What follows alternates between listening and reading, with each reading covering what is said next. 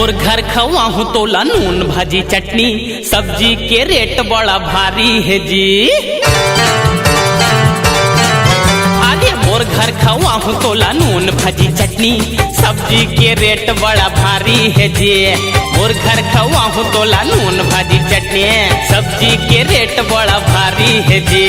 खबरा खदरवा हमरो गुजारा, तोर घर महले अटारी है जी। मोर घर अरे मोर घर खवाहू तोला नून भाजी चटनी, सब्जी के रेट बड़ा भारी है जी।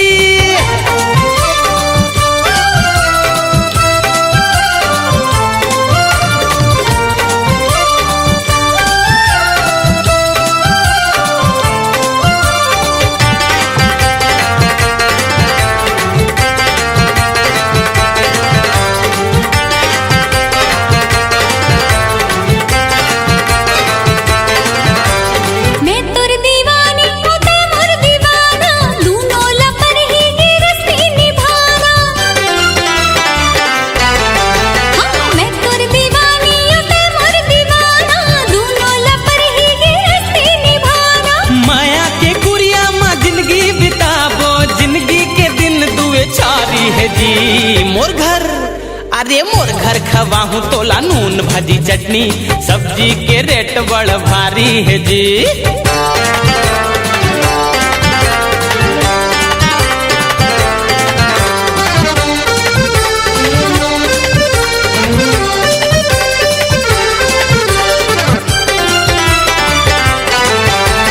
नाना लड़ा ले जी हो गए है राती,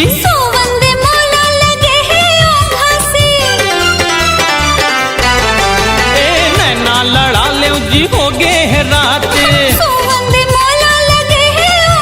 अरे दे देना एक ठन मांगा था चुम्मा, रात घलो अंधियारी है जी। मोर घर अरे मोर घर खवाहू तोला नून भाजी चटनी, सब्जी के रेट बड़ा भारी है जी।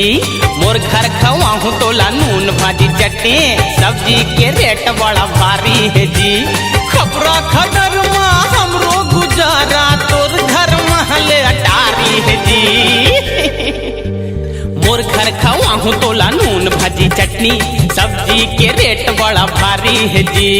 मोर घर खवाहू तोला नून भाजी चटनी, सब्जी के रेट बड़ा भारी है जी।